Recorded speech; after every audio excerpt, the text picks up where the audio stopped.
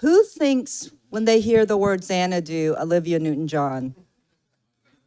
Definitely, right? I love that song, it's great. My name's Leslie Chong and I am the CEO of Imugene. It's a company that's primarily in cancer therapeutics. So unfortunately, we know friends and family that have suffered through this. I myself joined the company because they were working on something that my dad passed away from, which was a gastric cancer called HER2. And then in 2013, my mother got diagnosed with non-small cell lung cancer, and she's still living and thriving today. So this is a beautiful snapshot of our company in that we have 114 million in the bank. That doesn't even include the R&D rebate that we have yet to have gotten, roughly about 12 million that we'll get on top of that. We're currently at 637 million. It pains me a little bit to see that we're only in the hundreds of millions because we were actually in the billions before, and I think we will get there. And it's data, because we're producing cancer drug data that's unlike any place in the world. So we have 4 unique platform technologies, 4 clinical studies that are ongoing collecting that data. We're addressing blood cancers as well as solid tumors.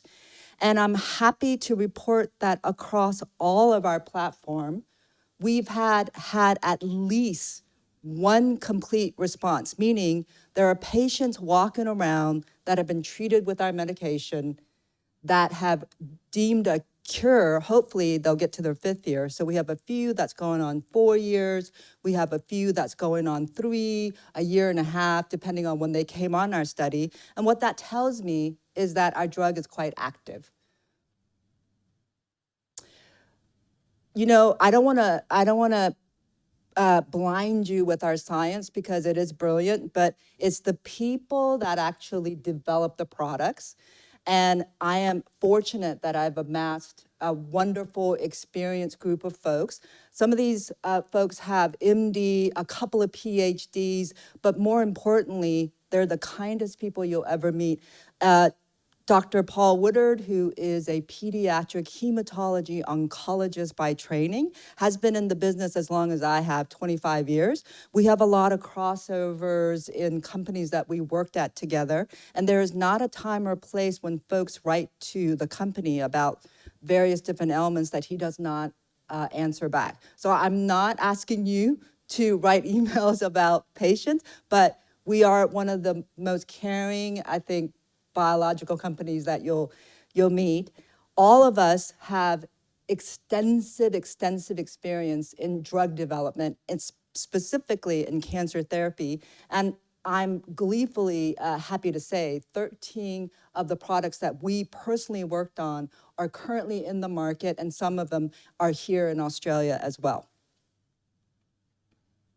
So again, I'm not going to blind you with science. This is one of our blood cancer drug, and it's called an allogeneic CAR T. So there are 4 drugs out there that are autologous CAR T, so autologous by name, self, CAR T, chimeric antigen T-cell therapeutics. So 4 products, CD19 directed, these proteins on the blood cells that are currently approved. Those products work incredibly well. They're anywhere between 350,000 to about a $500 million. So they should, I hope that they would work well.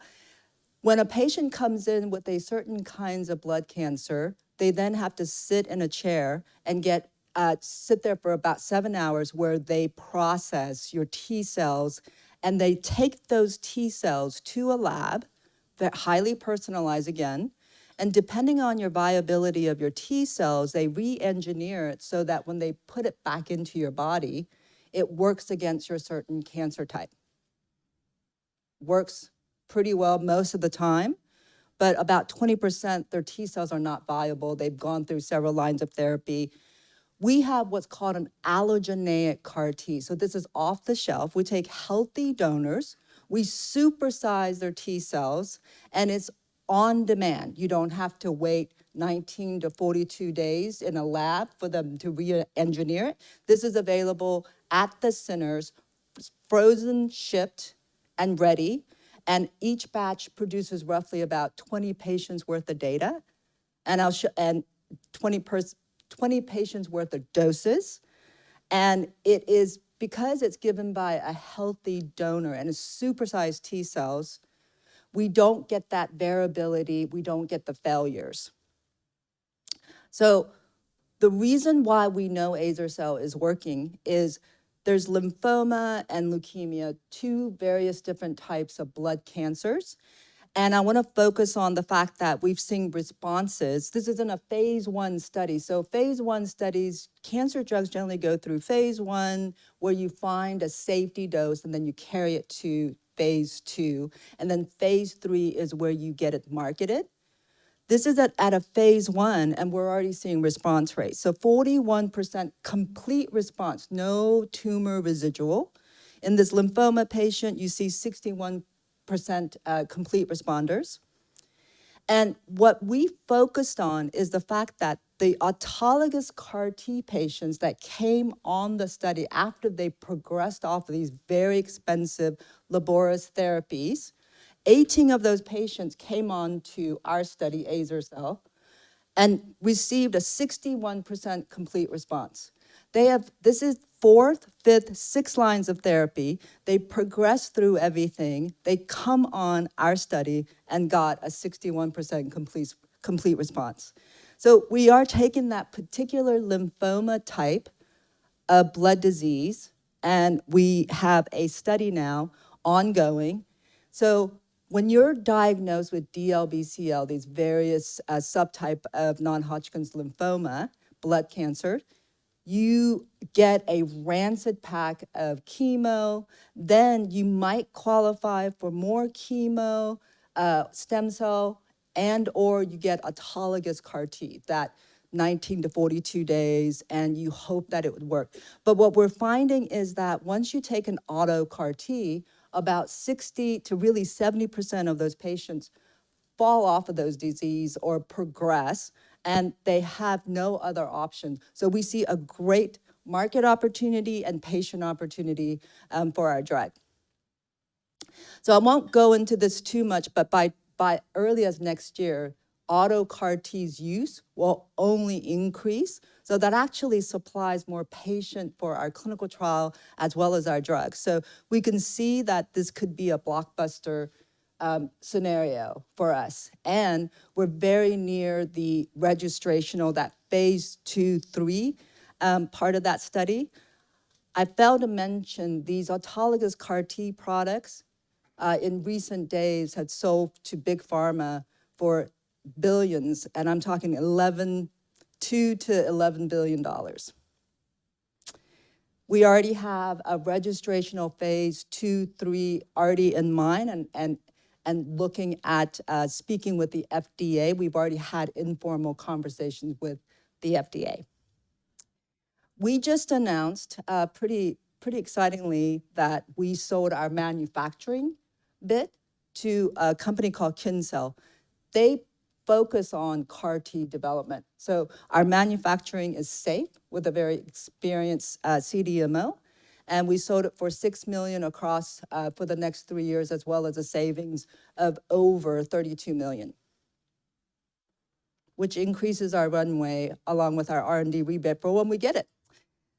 I want to move on to our oncolytic virus. So I think we are all aware of viruses because we know COVID, and that's a negative virus. But this virus is an oncolytic virus. It only replicates in cancer cells. And we know this to be a fact because we've seen it in our very large clinical trial.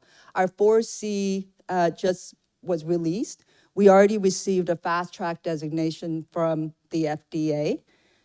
And what we saw in a 47 patient, heavily pretreated, we're looking at patients that have gone through 4 lines of therapy to 11 lines of therapy. They come on our study, And they've seen, at least half of them have seen stability of their disease. This is a dose ascending, dose escalation study. And yet, even in the lower doses, we've seen control of disease. One patient in particular have seen a complete response, no residual tumor, for a year and a half now. 2 patients have had partial response. That means they have greater than 30, 40% reduction in their tumor size. And most of these patients have gone on for 200 days. So can you imagine going to your doctor as a last-ditch effort, and your doctor tells you, well, your tumor is shrinking, and it's not grown, and it's been 200 days. It's amazing. I'm so proud of this drug. So I want to talk to you about this one patient that had a complete response. And so we know that our product is not only working, but also awakening your immune system to come and join the fight. So this patient, this crosshair isn't so clear, but had a lesion. On the second scan, we saw it grow. This is what's called a pseudo-progression, because your lymphocytes, your immune system, much like when you cut your hand, you get that swelling and inflammation. This is what's happening. Your immune system sees the target or your tumor, comes and eats it away, and by third scan, it decreases, and by fourth scan, no more cancer. And this patient has been living for a year and a half without any cancer growth. This particular type of tumors are rare to see a response. They're called cold tumors, and so your immune system doesn't see it, drugs can't infiltrate it, but yet our virus is working. So we have another product that has the same oncolytic virus as a backbone, but in this case, it shuttles up what's called CD19. It's a protein. It's a little hard going to understand, but simply put, we know our virus infiltrates into solid tumors. When it replicates, it shuttles up or flags that particular solid tumor with CD19, and like a guided missile, it goes after that target. So your solid tumor is what's called a mosaic or heterogeneous. It has several different markers. This creates a mark and kill approach. So in cancer, 10% is blood cancers, about 90% is solid tumors. There are CD19-directed therapeutics that are approved, and they only address that 10% of the market. If we can make those products aim toward the 90% of the solid tumors, then it's revolutionary. And we have the world-class when no one has this. So we're just in a combination study with another CD19 product that's marketed by Amgen. Several different CD19 products out there. They're blockbusters. They make billions of dollars. That only addresses 10% of the market. If we can put it towards the 90% of the market, we revolutionize how these products can work. We also have a CD19 product called AER Cell, so we're combining with our onCARlytics. So we have a triple-negative breast cancer line as well as a gastric cancer line that we placed it in, and within 72 hours, it offered a complete killing. So preclinically, when a product maybe kills 50% of the time, you think that that might be a drug candidate. It is quite rare, if not impossible, for a product to kill 100%. And this is exactly what that combination has produced. So I'll just briefly go into my B-cell immunotherapy. I can't believe I'm not over time yet. All right, so B-cell immunotherapy, this is probably our oldest, but the wisest on our platform. So we currently have our PD-1 vaccine in a disease state called MSI-high colorectal. So what we've seen in other PD-1 inhibitors, there was a product that was placed in 12 patients with the same disease, and it killed the disease for these 12 patients. So we're excited, and that was even later line.